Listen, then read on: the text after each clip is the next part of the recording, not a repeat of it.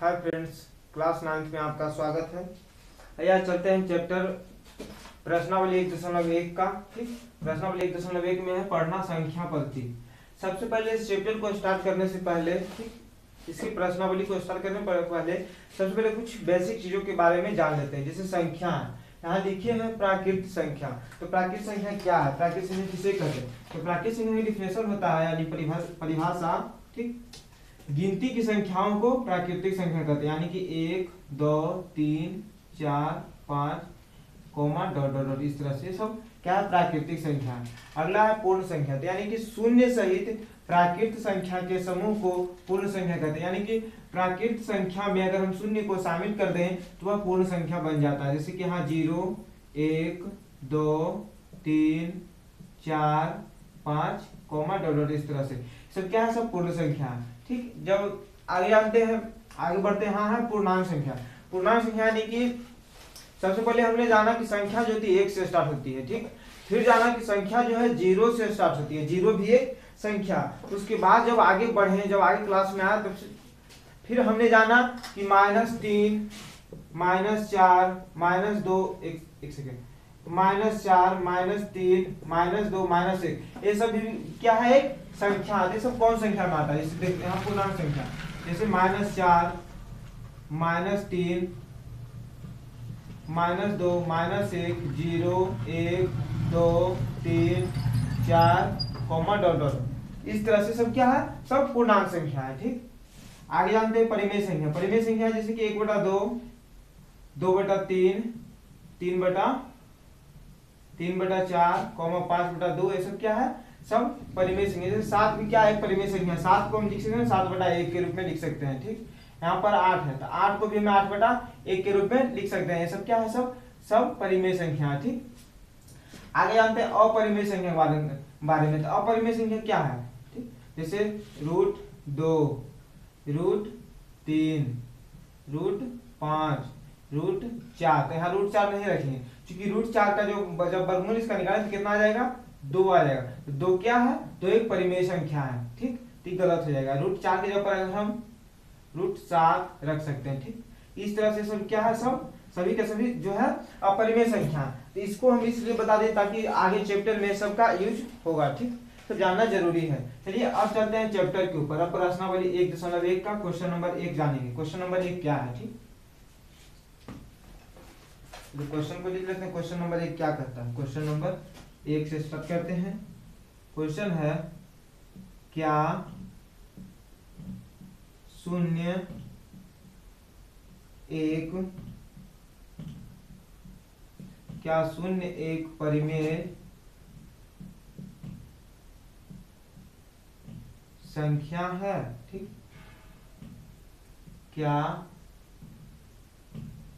क्या इसे आप P/Q के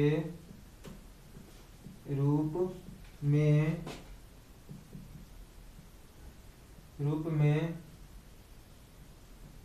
लिख सकते हैं,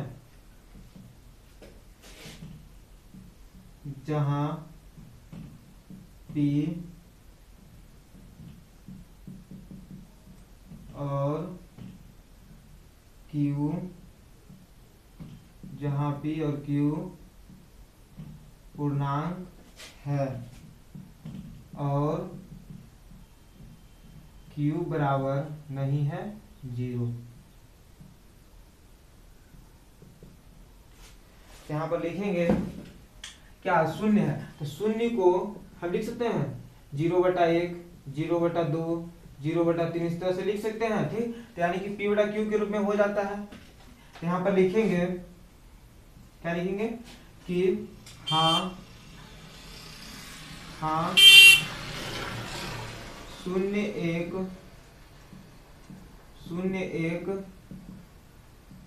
परिमेय संख्या है। ठीक, इसे P/Q के रूप में लिख सकते हैं। जैसे यहाँ देखिए 0 बराबर 0/1, 0/2, 0/3, 0/4, कॉमा इस तरह से लिख सकते हैं, ठीक, शून्य को। अगला क्वेश्चन है 3 और 4 के बीच 6 परिमेय संख्याएं ज्ञात कीजिए। यहाँ लिखेंगे 3 और 4 के बीच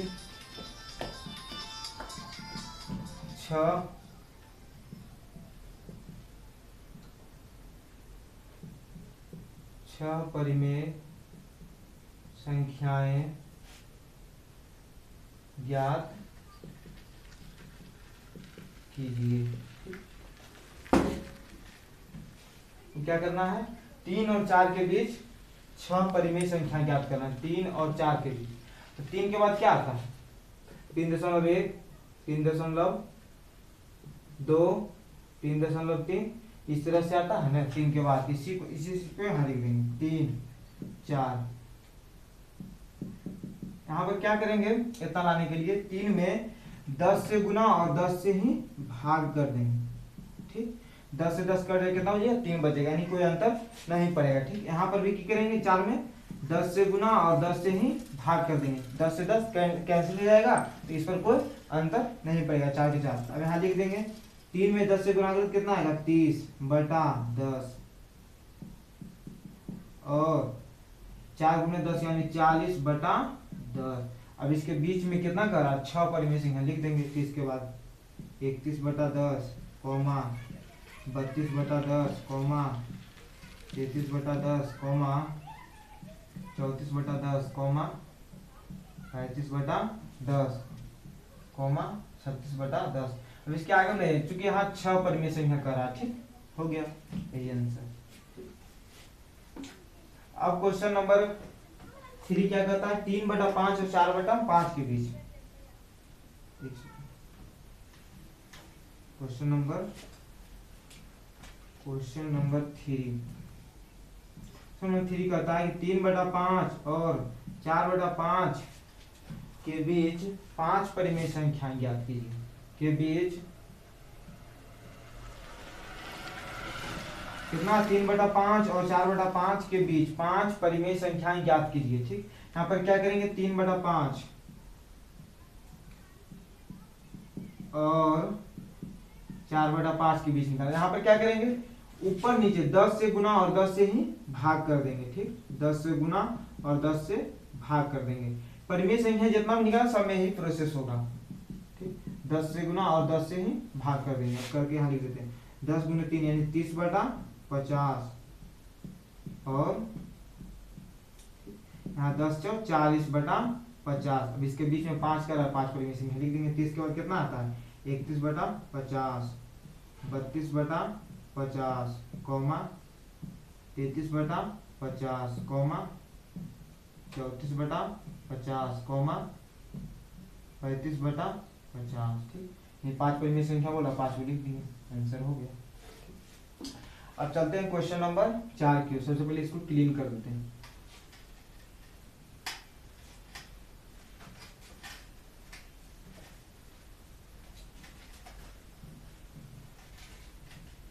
क्वेश्चन नंबर 4 कहता है नीचे दिए गए कथन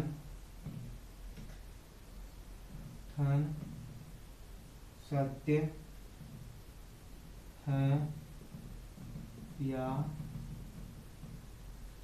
असत्य, कारण के साथ अपने उत्तर दीजिए। कारण के साथ अपने उत्तर दीजिए, ठीक। तो सबसे पहले क्वेश्चन लिख लेते हैं 4 के 1 में। कहता है प्रत्येक प्राकृत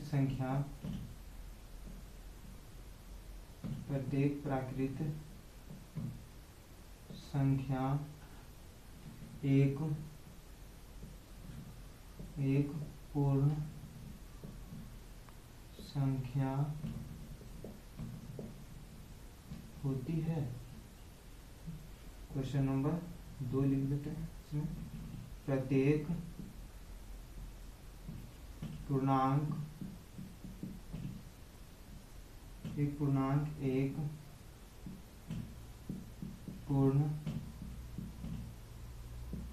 पूर्ण संख्या होती है। क्वेश्चन नंबर 3, प्रत्येक परिमेय संख्या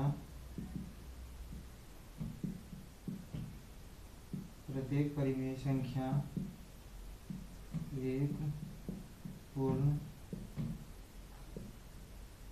पूर्ण संख्या होती है। ठीक, अब चलते हैं क्वेश्चन नंबर 4 के एक में। क्या कहता है? प्रत्येक प्राकृतिक संख्या एक पूर्ण संख्या होती है अगर सत्य है, ठीक, या फिर असत्य है।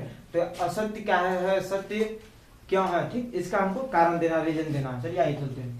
प्रत्येक प्राकृतिक संख्या एक पूर्ण संख्या होती है। स्कूल लड़के पढ़ेंगे क्या? सभी पूर्ण संख्या जो होती है, एक प्राकृतिक संख्या सभी प्राकृतिक संख्या हो सकती है। तो पूर्ण संख्या बताए हैं, पूर्ण संख्या जो है पहले बता दिए हैं कि 0, 1, 2, 3 इस तरह से होता है स्टार्ट। और प्राकृतिक संख्या जो है कहाँ से स्टार्ट होता है 1, 2, 3, 4 इस तरह से, ठीक, 2, 3, 4। तो क्या कहता है? प्रत्येक प्राकृतिक संख्या एक पूर्ण संख्या। तो प्राकृतिक संख्या कहाँ से? 1 से 2, 1, 2, 3, 4, 1, 2, 3, 4 मिल रहा है ना, शामिल है। यहाँ लिखेंगे सत्य, यहाँ लिख देंगे प्रत्येक प्राकृत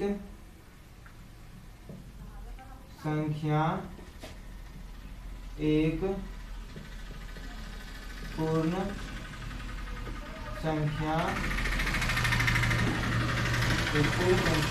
होती है। ठीक, अब कारण यहाँ लिख देंगे कि प्राकृत संख्या पूर्ण संख्या के समूह को प्राकृत संख्या कहते हैं। यहाँ लिख देंगे क्योंकि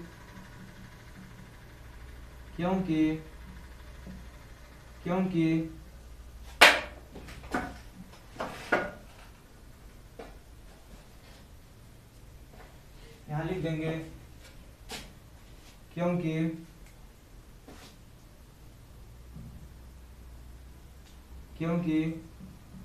पूर्ण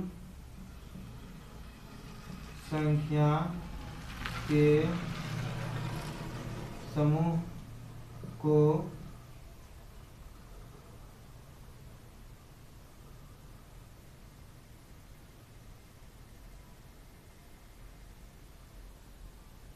एक सेकंड,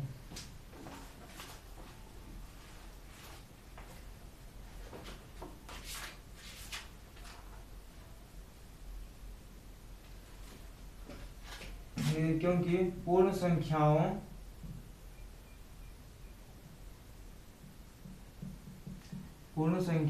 के समूह में प्राकृत संख्या शामिल या फिर निहित होता है। ठीक, जी मन में लिख सकते हैं, शामिल होता है। सबसे पहले हम पहले ही बता चुके हैं, ठीक, कि प्राकृतिक संख्या जो होती है, ठीक, यहाँ प्राकृतिक संख्या है, पूर्ण संख्या है। ठीक, तो बता दें कि शून्य सहित प्राकृतिक संख्या के समूह को पूर्ण संख्या कहते हैं। ठीक, क्या प्रत्येक प्राकृतिक संख्या जब शून्य को हम शामिल करें तो पूर्ण संख्या बन जाता है, यानी प्राकृतिक संख्या के। यहाँ पर उसी चीज को यहाँ लिख दें, क्योंकि पूर्ण संख्याओं के समूह में प्राकृतिक संख्या शामिल होता है, उसी चीज को हम बात के रूप में लिख दिए। ठीक, अब क्वेश्चन नंबर 2 क्या कहता है कि प्रत्येक पूर्णांक एक पूर्ण संख्या होती है। प्रत्येक पूर्णांक, तो पूर्णांक के मतलब बताए हैं कि -3, -2, -1, 0, 1, 2, 3 सब क्या पूर्णांक संख्या। यहाँ पूर्ण संख्या में कौन है? पूर्ण संख्या 0, 1, 2, 3 इस तरह से। तो क्या कुछ पूर्ण संख्या है जो मतलब पूर्णांक भी है और पूर्ण भी है, लेकिन -3, -2, -1 है नहीं है। यहाँ लिख देंगे असत्य,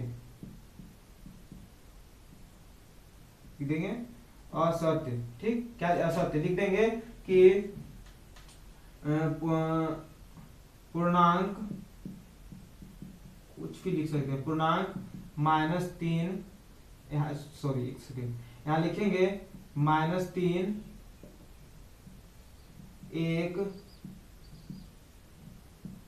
एक हमको एक रीजन देना तो जितना छोटा से छोटा हो सके। अगर रीजन डालें तो ज्यादा अच्छा रहे, लॉन्ग करेंगे तो ज्यादा प्रॉब्लम है। लॉन्ग हिसाब से जितना छोटा हो सके छोटा से छोटा डालेंगे। लिख देंगे -3 एक पूर्णांक है, ठीक, परंतु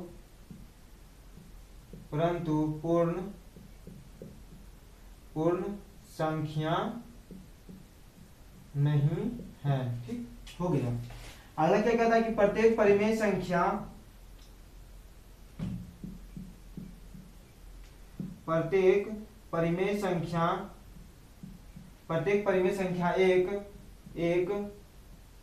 एक पूर्ण संख्या होती है। प्रत्येक परिमेय संख्या, तो परिमेय संख्या बताए हैं, परिमेय संख्या जो है, ठीक, 1/2, 3/4, 5/2 सब क्या है, सब परिमेय संख्या। लेकिन पूर्ण संख्या जो है, पूर्ण संख्या 0, 1, 2, 3, 4 आया 1/2, 1/2 कहीं पर आया, कहीं 3/4 आया, 5/2 कहीं पर आया, नहीं नजर आया, यहाँ लिख देंगे असत्य, क्या लिखेंगे, असत्य, ठीक। अब यहाँ लिख देंगे कि 1/2 एक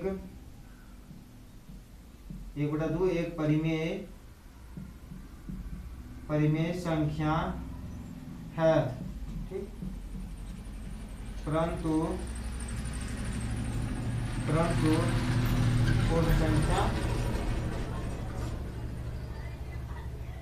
पूर्ण संख्या नहीं है, ठीक।